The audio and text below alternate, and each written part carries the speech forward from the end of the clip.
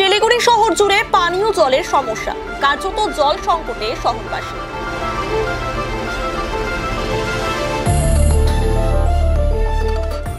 কোথাও লম্বা লাইন, আবার কোথাও জলের সংকট।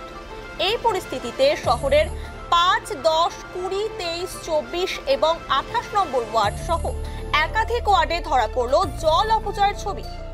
শহরের বিভিন্ন জায়গায় জলের কলগুলিতে ট্যাপ না থাকায় অনবরত জল পড়ে অপচয় হচ্ছে।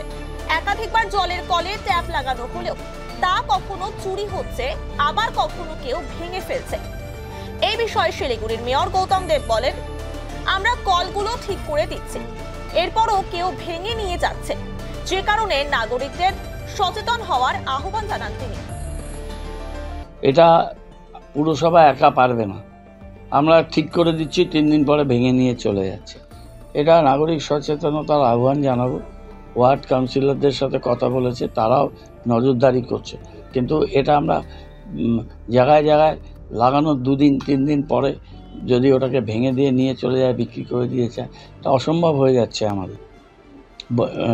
ফুল যখন বড় জল প্রকল্প আসবে, সবার বাড়িতে সাফিসিয়েন্ট জল যাবে, তখন তো স্ট্যান্ড পোস্ট আমরা উঠেই দেব, স্ট্যান্ড পোস্টেই রাখবো। কোনো শহরে এরকম থাকে না। আমাদের এখন জলের অপ্রতুলতা আছে দেখে আমরা এটা করছি। আমরা 25টা জলের ট্যাঙ্ক শহরের বিভিন্ন জায়গায় পার্মানেন্টলি বসিয়ে দিচ্ছি।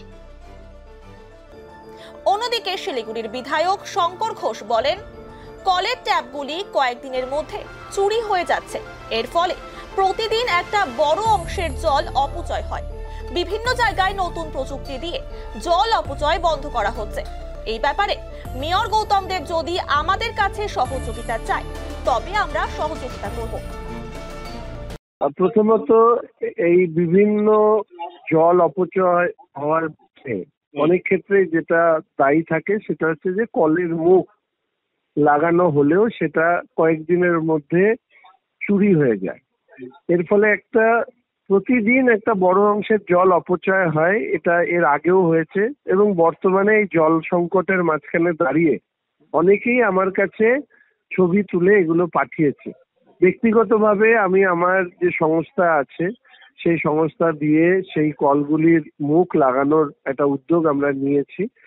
এছাড়াও কর্পোরেশন এবং মাননীয় মেয়র সাহেব নিশ্চিতভাবে এই ব্যাপারে খেয়াল রাখবেন এবং তার পাশাপাশি বিভিন্ন জায়গায় নতুন ধরনের প্রযুক্তি ব্যবহার করে এই জল অপচয় নষ্ট বন্ধ করা হচ্ছে। এই ব্যাপারেও যদি মেয়র সাহেব কোনো সহযোগিতা চান আমাদের কাছ থেকে, আমরা সেই সহযোগিতা করব। কিন্তু দুর্ভাগ্যের বিষয় হচ্ছে যে বিভিন্ন বড় রাস্তায় যেখানে মেয়র সাহেব বা মেয়র পরিষদের সদস্যরা যাতায়াত করেন, সেখানে দেখা যাচ্ছে দীর্ঘদিন ধরে এই জল অপচয় হচ্ছে এবং সেটাকে বন্ধ করার উদ্যোগ নেওয়া হচ্ছে না। এই ক্ষেত্রে কর্পোরেশনের আন্তরিকতা নিয়ে, সদিচ্ছা নিয়ে মানুষের মনে প্রশ্ন যাচ্ছে। এটাই হচ্ছে এই জল সংকটের সময় এটা হচ্ছে ভীষণভাবে দুর্ভাগ্যজনক। উল্লেখ্য, জল যন্ত্রণা দূর করতে আপ্রাণ চেষ্টা চালাচ্ছে শিলিগুড়ি পুর নিগম। জলের ট্যাঙ্কার এবং জলের পাউচ দিয়ে সমস্যা সমাধানের চেষ্টা চলছে।